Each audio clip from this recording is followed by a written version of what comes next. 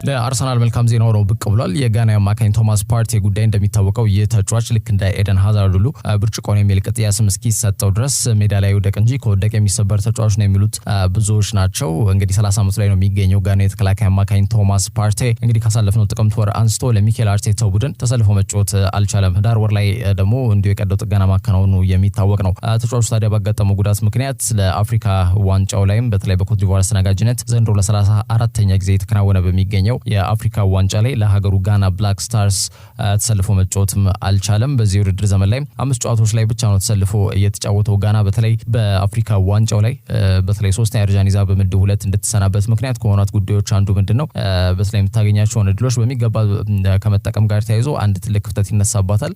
ይህ በእንዲህ እንዳለ ታዲያ ግብ ያስቆጥሩና ያን ያክል ብዙም አይቆዩም ወይም ደግሞ ግብ ማስተናገዱ ሂደት ላይ በጣም ትልቅ ክፍተት ይነሳባቸዋል። የቡድኑ ሚዛን የሚጠብቅ አንድ የተከላካይ አማካይ መስመር ተጫዋች ይበልጥ ቡድኑ ይፈልግ እንደነበር በግልጽ የክሪስ ዩተኑን ቡድን የተመለከትንበት ሂደት አለ። እነ መሐመድ ሳሊሱ የመሳሰሉ የተከላካይ መስመር ተጫዋቾች በቀላሉ ነበር ተጋላጭ የሚሆኑትና ጋና በተለይ ግብ ታስቆጥራለች፣ ግን ደግሞ በተለይ መረቧን ሳታስደፍር የምትወጣበት ሂደት ላይ በጣም ትልቅ ክፍተት ሲነሳባት ነበርና ቶማስ ፓርቲን ይበልጥ የምትፈልግበት ጊዜ እንደነበር ይታወቃል። ቢሆንም ግን ተጫዋቹ ከጉዳቱ አገግሞ በጊዜ መድረስ ባለመቻሉ ምክንያት ለጋና ብሔራዊ ቡድን ተሰልፎ መጫወትም አልቻለም ነበረ። ታዲያ በዚህ ውድድር ዘመን 5 ጨዋታዎች ላይ ብቻ ነው ቀደም ሲል እንዳነሳሁት ተሰልፎ የተጫወተው ማለት ነው።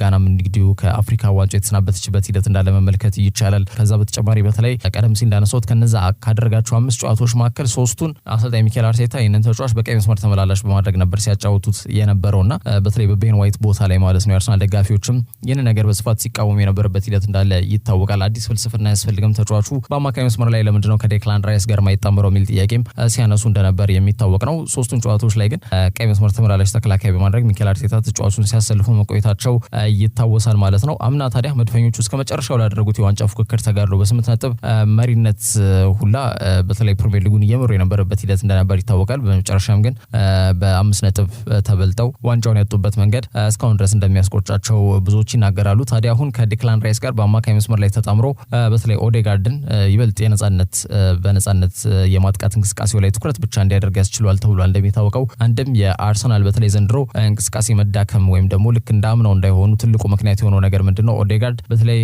ዲፕ ላይን ፕሌይ ሜኪንግ ወይም ደግሞ ወደ ኋላ እየተመለሰ ቡድኑ ለማገዝ ከፍተኛ ጥረት ማድረጉ ነውና ተጫዋቹ የማጥቃት ነጻነት እንዲሰጠውና የኋላውን ስራ ለአማካይ መስመር ተጫዋቾቹ መተው መቻል አለበት የሚሉት ብዙዎች ናቸው። እንደሚታወቀው ዴክላን ራይስ በዚህ ረገድ ትልቁን ሚና የሚወጣ ተጫዋች ነው። ግን ራይስ ብዙ ስራዎች ነው የሚሰራው በተለይ ሚድፊልድ ላይ ማለት ነውና ራይስን የሚያግዝ አንድ ተጫዋች ቢኖር ይበልጥ በተለይ ቡድኑ የተሟላ ሊሆን እንደሚችል ብዙዎች ይናገራሉ። ምናልባትም ደግሞ የተናፈቀው የቶማስ ፓርቴና የዴክላን ራይስ እንዲሁም ደግሞ የማርቲን ኦዴጋርድ የሶስቱ አማካይ መስመር ተጫዋች ያው ሃቨርትስ ተቀያሪ ወንበር ላይ መቀመጥ ቢኖርበት አይነት ተጫዋች ሊሆን ይችላል ምናልባት ፓርቴ የሚመለስ ከሆነ ማለት ነው። ቢሆንም ግን የአርሰናል ደጋፊዎች ይህን ነገር መመልከት ይፈልጋሉ ተብሎ ይገመታል። እንግዲህ የፊታችን ማክሰኞ አርሰናል ወደ ሲቲ ግራውንድ በማቅናት ከኖቲንጋም ፎረስት ጋር ጨዋታ የሚያከናውኑ ይሆናል። ቶማስ ፓርቴም ከጉዳት መልስ ለመጀመሪያ ጊዜ በዚህ ጨዋታ ላይ ሊሰለፍ እንደሚችል ተገምቷል። ሌላው ቢቀር ከተቀያሪ ወንበር ላይ ተነስቶም ቢሆን ጨዋታዎቹን ይህንን ጨዋታ ላይ ተሰልፎ የሚጫወትበት መንገድ ግን ሊኖር እንደሚችል ነው በርካታ መረጃዎች እየጠቆሙ የሚገኙት። ቀደም ሲል ግን እንዳነሳሁት ነው የአርሰናል ደጋፊዎች ቶማስ ፓርቴን ከዴክላን ራይስ እና ከማርቲን ኦዴጋርድ ጋር ማየት በዚህ ውድድር ዘመን ህልማቸው ነው። እንደሚታወቀው ወደ ዱባይ በማቅናት አርሰናል ከሰሞኑ ካጋጠመው የውጤት እጦት በተለይ በፈረንጆቹ ክሪስማስ የደረጃ ሰንጠረዡ አንደኛ ላይ የተቀመጠ ቡድን በአዲሱ ዓመት 4ኛ ደረጃ ላይ ተንሸራቶ የመጣበት መንገድ እንደነበር ይታወቃልና ያንን ነገር ለመመለስ እንዲሁም የሁለተኛውን ቀሪ የእንግሊዝ ፕሪሚየር ሊግ የውድድር ዘመን ላይ ተጠናክሮ ለመቅረብ ወደ ዱባይ በማቅናት ሂዩሚዲቲው ሞቃታማ በሆነ መንገድ የቡድን ልምምዶችን አድርገው መመለሳቸው ይታወቃል። ክሪስታል ፓላስ በለንደን ደርቢ እንዲሁ 5-0 በሆነ ሰፊ ውጤት ማሸነፍ መቻላቸው ይታወቃል። እዛ ላይም በተለይ የሚነሱ ፖዚቲቭ እና እዛም ጨዋታ ላይ የተነሱ አንዳንድ ነጥቦች እንደነበሩ ይታወቃል። በተለይ ጋብሪኤል ማርቲኔሊ ተቀይሮ መግባቱም ጥሩ ነገር መሆኑንና በተለይ በቡካዮ ሳካ በኩልም ተመሳሳይ በሆነ መልኩ አንድ ተጫዋቹን ረፍት እንዲሰጠው ቢደረግ ተጫዋቹ ይበልጥ ኢነርጂቲክ ሆኖ እንዲሁም ደግሞ በተለይ ጉልበት ኖሮት ለቡድኑ አስተዋጽኦ ማድረግ የሚችልበት ሂደት ሊኖር ይችላል የሚል ነገርም ሲያነሱ ቆይቷል። ከዛ በተጨማሪ እዚህ ቡድን ላይ ቶማስ ፓርቴ መጨመር ደግሞ ምናልባትም የሶስትዮሽ ፈረስ ግልቢያ የሚመስለው የዘንድሮ እንግሊዝ ፕሪሚየር ሊግ ላይ አርሰናል ለሚያደርገው እንቅስቃሴ ትልቅ ሚና ይጫወታል ተብሎ ይገመታል። አርሰናል በአጠቃላይ መልካም ዜና ሆኗል የቶማስ ፓርቴ መመለስ ማለት ነው። ከዛ ውጪ ማንቸስተር ሲቲ አስደናቂውን ወጣት ተጫዋች ክላውዲዮ ኤክቬሪን ማስፈረማቸውን ይፋ አድርገዋል። ተጫዋቹን ሲከታተሉት እንደነበሩ ይታወቃል። ማንቸስተር ሲቲዎች መዳረሻው እንደሚሆኑም ቀደም ብሎ የተጋራ መረጃ ነበር። ቢሆንም ግን ትላንትና በይፋ ክለቡ ተጫዋቹን ማስፈረማቸውን ያሳወቁበት ዕለት ነው። በ2006 ነው የተወለደው የአርጀንቲና ገና 17 ዓመቱ ቢሆንም ትልቅ ተስፋ ከጣለባቸው ተጫዋቾች መካከል አንዱ ነው። ከጥቂት ወራት በፊት በተለይ በኢንዶኔዥያ በተከናወነው የ17 ዓመት በታች የዓለም ዋንጫ ውድድር ላይ የአርጀንቲና ብሔራዊ ቡድን እስከ ግማሽ ፍጻሜው ድረስ መጓዝ ችሎ ነበርና እዚህ ድረስም እንዲጓዝ የዚህ ተጫዋች ግልጋሎትና ሲያሳይ የነበረው አቋም በጣም አስደናቂ ነበር። በርካታ ክለቦች አይን ውስጥም እንዲገባ ችሎት የነበረ ጉዳይ እንደነበር የሚታወስ ነው። የብራዚል ብሔራዊ ቡድን ላይም ሃትሪክ መስራት ችሏል። ይህ ተጫዋች ማለትም 3 ግቦችን በስሙ ማስቆጠር ችሏል። በአጠቃላይ በዛው ውድድር ላይ ኤክቬሪ 5 ጎሎችን በማስቆጠር በተለይ የቡድኑ ቁልፍ ሚናን የተወጣ ተጫዋች መሆኑን ያስመሰከረበት ሂደት አለ።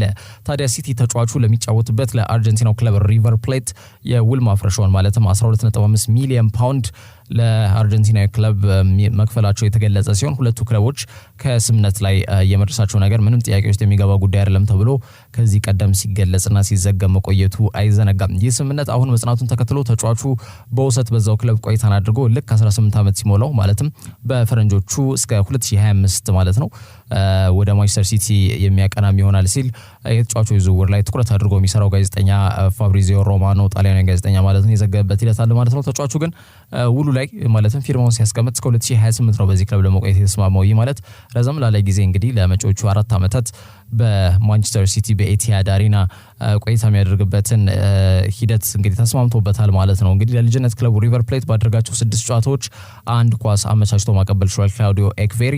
አሁን ባለው ወቅታዊ ሁኔታ ተጫዋቹ ከሀገሩ ከ23 ዓመት በታች ቡድን ውስጥ ለደቡብ አሜሪካ የኦሎምፒክ ውድድር ማጣሪያ ግዳጅ ላይ በመሆን ለሀገሩ ግልጋሎት እየሰጠ ይገኛል።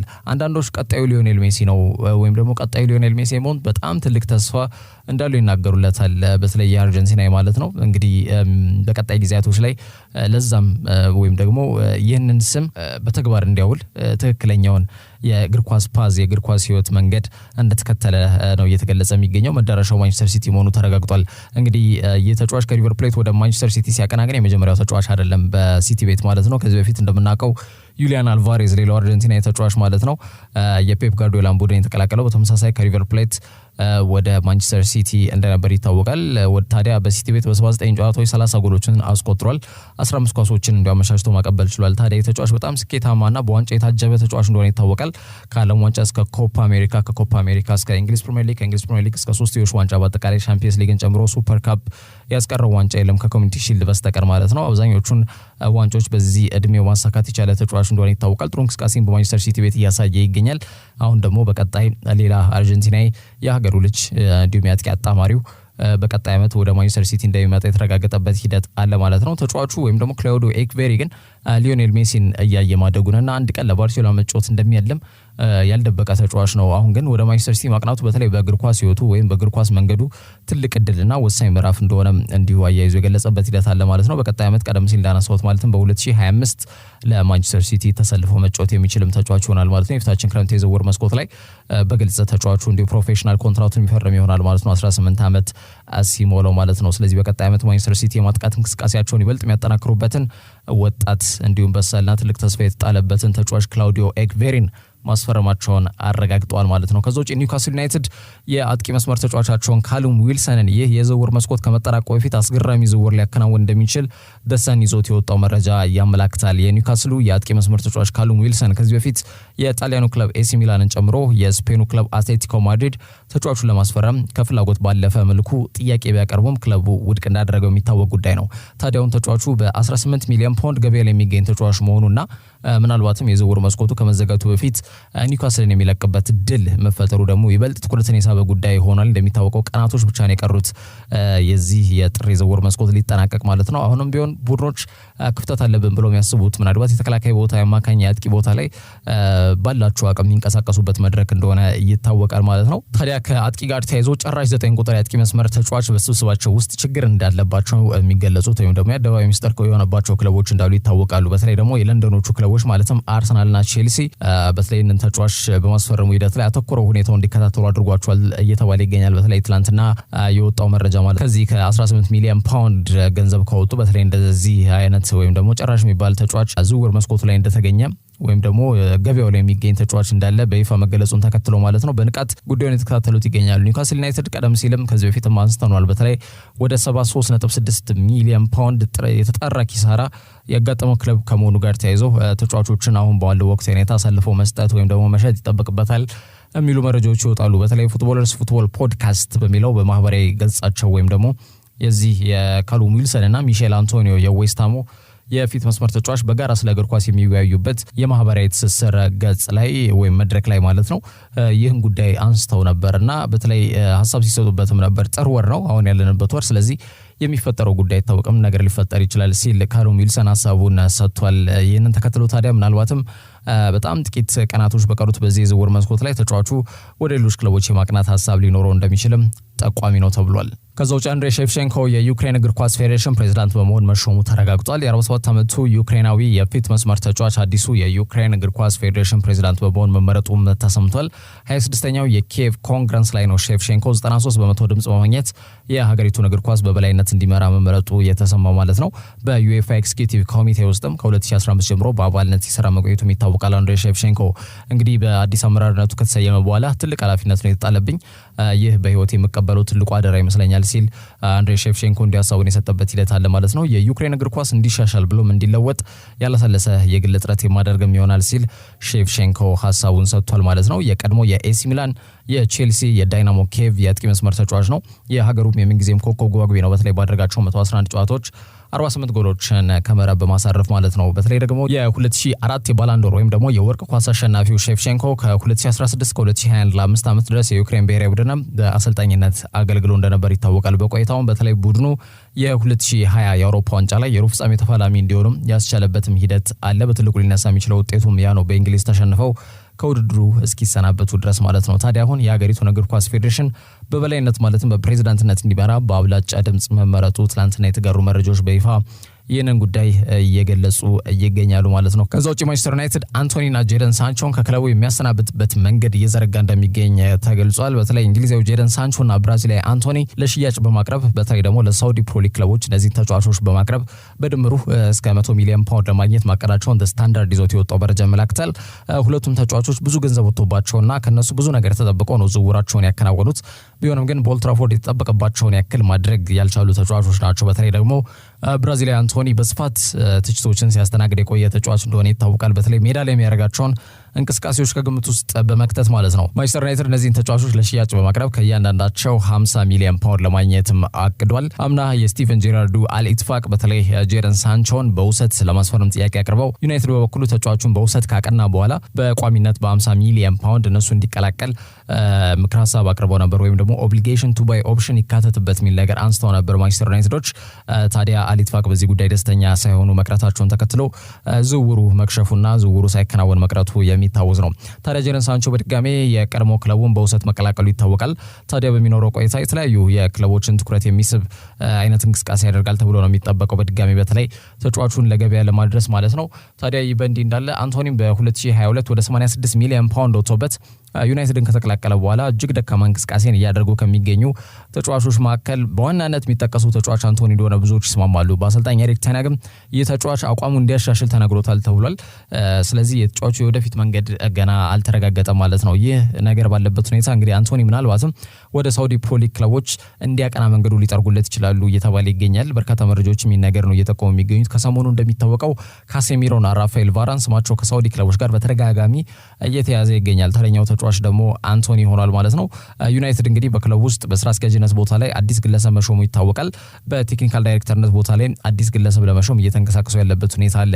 ስለዚህ በዩናይትድ ቀጣይ ጉዞ ውስጥ እነዚህ ሁለት ተጫዋቾች ቦታ እንደማይኖራቸውም ታምኗል። ለዚህም እንግዲህ ከተቻለ የፊታችን ክረምት የዝውውር መስኮት ላይ ከሁለቱም ተጫዋቾች ጋር ሊለያዩ የሚችሉበት መንገድ ከወዲሁ እየፈለጉ እንደሚገኙም ተገልጿል ማለት ነው። በተለይ በማንኛውም ሁኔታ ላይ የሚሾመው ቴክኒካል ዳይሬክተር በተለይ እነዚህ ተጫዋቾች ከክለቡ የሚያሰናበትበት መንገድ እንዲዘረጋ እንግዲህ ክለቡ ያስገድዷል የሚሉ መረጃዎች ናቸው በስፋት እየወጡ። ትላንትና በስፔን የንጉስ ዋንጫ ወይም በኮፓ ዴል ሬይ የሩብ ፍጻሜ አንድ መርሃ ግብር ተከናውኖ ነበር። አትሌቲኮ ማድሪድ በሜዳ ዋንዳ ሜትሮፖሊታኖ ሲቪያን ያስተናገዱበት መርሃ ግብር ተከናውኖ ነበር። 26ኛው ደቂቃ ላይ አንቷን ግሪዝማን የተገኘችዋን የፍጹም ቅጣት ምት የአትሌቲኮ ማድሪድ የምንጊዜም ኮከብ ግብ አግቢ እንደሆነ ይታወቃል። አንቷን ግሪዝማን እንግዲህ የተገኘችዋን የፍጹም ቅጣት ምት ስሊፕ አድርጓል ወይም ደግሞ በተለይ ሜዳዋን ሸራቶት ፍጹም ቅጣት ምቱንም እንዲሁ በተለይ የሳተበት ያመከነበት ሂደት እንዳለ መመልከት ይቻላል 26ኛው ደቂቃ ላይ ማለት ነው።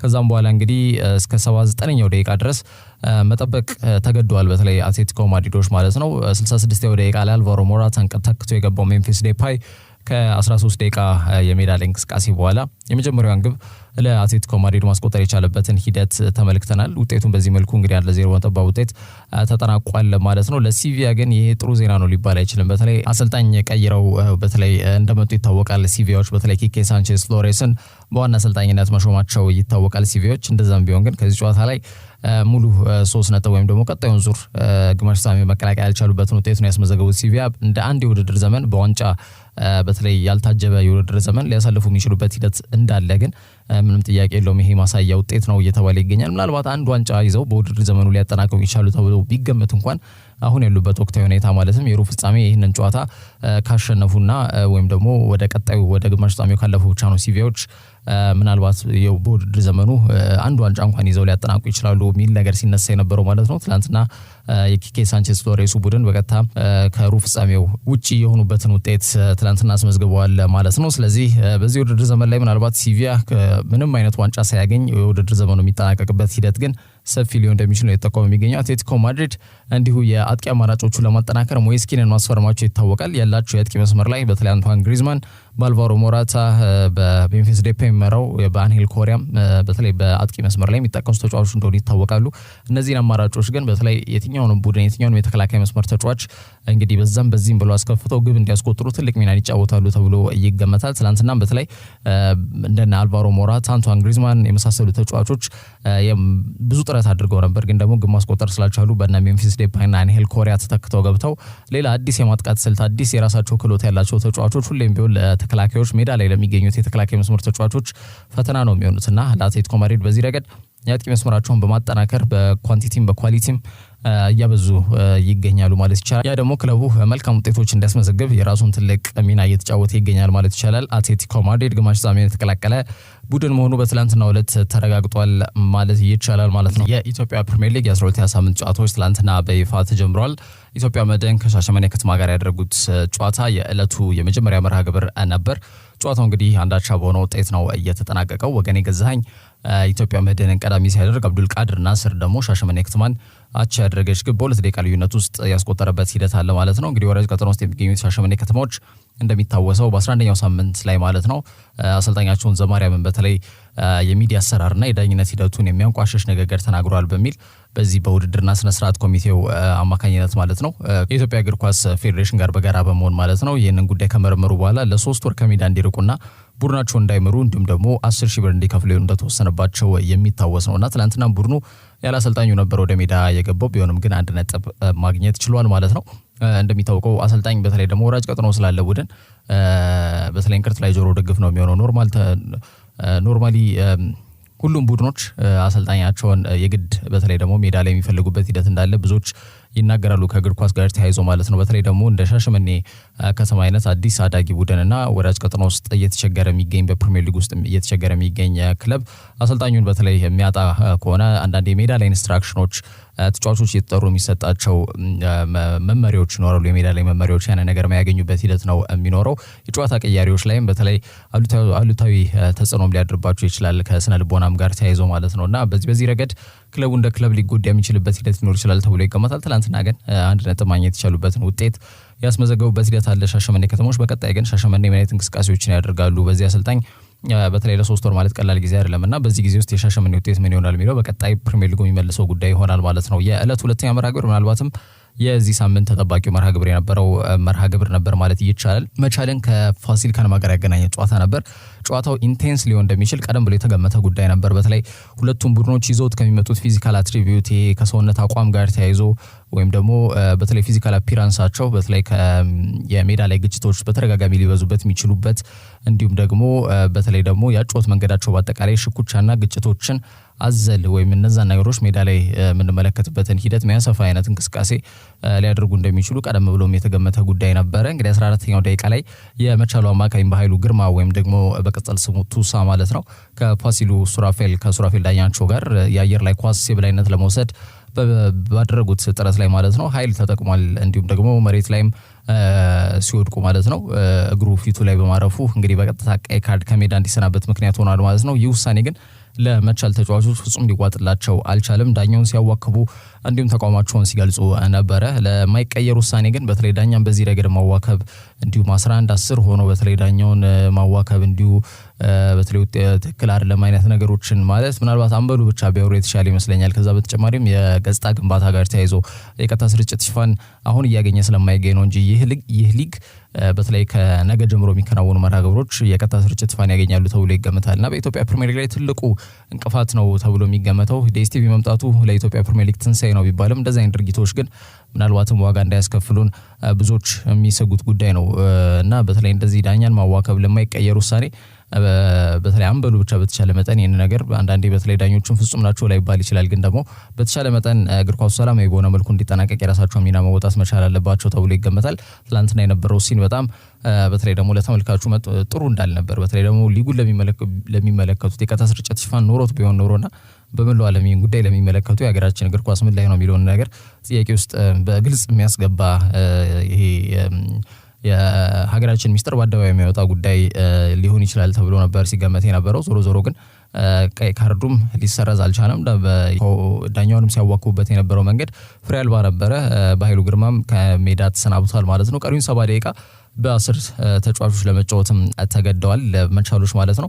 እንግዲህ ግብ አላስተናገዱም፣ ግብም አላስቆጠሩም እና ጨዋታው ምንም ግብ ሳይቆጠርበት 0-0 ናቸው ውጤት ተጠናቋል። በዋንጫ ፉክክሩ ላይ መቻል 2 ነጥብ ጥሏል ማለት ነው። የፋሲል ከነማ ደጋፊዎች ግን አሁን ተቃውሟቸውን እያሰሙ ይገኛሉ። እንግዲህ በተለይ ከ15ቱ ክለቦች በላይ የአሰልጣኞች ስብስብ የያዘው ቡድን ለምንድነው ውጤት የራቀው የሚል ጥያቄም እያነሱ ይገኛሉ። መሰባሰብ፣ መደራጀት፣ መነጋገር፣ በጋራ ለመፍትሄ መቆም፣ ችግሮቹን ከስሩ ነክሶ ወጥተው በተለይ መወያየትና መፍትሄ ሊያበጁላቸው እንደሚገቡም ጥያቄ እያቀረቡ ይገኛሉ የእግር ኳስ ማህበሩ ማለት ነው። በተለይ ከፋሲል ከነማ ጋር ተያይዞ በጣም በዝውውር መስኮት ላይ አክቲቭሊ በጣም በንቃት ከተንቀሳቀሱ ክለቦች መካከል ፋሲል ከነማ አንዱ ነው። ግን ደግሞ በውጤት ረገድ በተለይ ጠበቀውን ያክል አይደለም እየተንቀሳቀሰ የሚገኘው። ባሳለፍነው ሳምንት እንኳን በቅዱስ ጊዮርጊስ በጣም በተለይ በዝውውር መስኮት ላይ በርካታ ተጫዋቾችን አጥቶ በሚገባ ተክቷል በማይባለው ቡድን ሽንፈት እንዳስተናገዱ ይታወቃል። አሁንም ከመቻል ከነማ ጋር ለ70 ደቂቃዎች ያክል በ10 ቡድን ከተጫወተ ቡድን ጋር ግን ማስቆጠር ያልቻሉበትን ውጤት ነው ያስመዘገቡት በትናንትናው ዕለትና ፋሲል ከነማ ጋር ተያይዞ አሁን ጥያቄዎች እያነሱ ይገኛሉ የፋሲል ከነማ ደጋፊዎች ማለት ነው። ይህ በእንዲህ እንዳለ ታዲያ ጨዋታው ግን 0-0 ናቸው ውጤት ተጠናቋል። እንግዲህ 2 ነጥብ ጥሏል ማለት ነው በዋንጫ ፉክክሩ ላይ መቻል። እንግዲህ ጨዋታዎቹ ዛሬም ይቀጥላሉ። የሳምንቱ ሌላው ተጠባቂ መርሃ ግብር ባህር ዳር ከነማን ከሊጉ ክስተት ከሆነው ክለብ ኢትዮጵያ ንግድ ባንክ ጋር የሚያገናኘው ጨዋታ ዛሬ ቀን 9 ሰዓት ላይ የሚከናወን ይሆናል። አዳማ ከነማ ከሐዋሳ ከነማ ደግሞ ምሽት 12 ሰዓት ላይ በሚያደርጉት መርሃ ግብር ጨዋታዎቹ የሚቀጥሉ ይሆናል ማለት ነው። ሊጉ ነገም ይቀጥላል። ታዲያ ዛሬ ንግድ ባንክ ማሸነፍ የሚችሉ ከሆነ መሪነታቸውን የሚያጠናክሩበትን ውጤት ከማስመዝገባቸው በተጨማሪ ከመቻል ጋር የሚኖራቸው የነጥብ ልዩነትም ወደ 2 ማስፋት የሚችሉበትን አጋጣሚ መፍጠር ይችላሉ ማለት ነው። አሁን ባለው ወቅታዊ ሁኔታ ትላንትና 1 ነጥብ ይዞ መውጣቱን ተከትሎ መቻል በ27 ነጥብ ሊጉን እየመራው ነው የሚገኘው። ዛሬ ቀን 9 ሰዓት እንዲሁ ንግድ ባንክ ማሸነፍ የሚችሉ ከሆነ ደግሞ በተለይ 3 ነጥብ ማግኘት ይችላሉ። ስለዚህ ነጥባቸውን 29 ስለሚያደርሱ በ2 ነጥብ መልሰው መሪነታቸውን መረከብና ማጠናከር የሚችሉበትን አጋጣሚ በእጃቸው ይዘው ነው ዛሬ ወደ ሜዳ የሚገቡት ማለት ነው። ሊጉ ከነገ ጀምሮ ማለትም ቅዱስ ጊዮርጊስ ከድሬዳዋ ከነማ ቀን 9 ሰዓት በሚያደርጉት መርሃ ግብር ጀምሮ ግን የቀጥታ ስርጭት ሽፋኑ የሚመለስ መሆኑን አወዳዳሪ አካል ቀደም ብሎ ማስታወቁ። ለዛሬ ያዝንላችሁ ስፖርት መረጃዎች እነዚህ ይመስላሉ። በያላችሁበት ጥሩ ጊዜ ነው።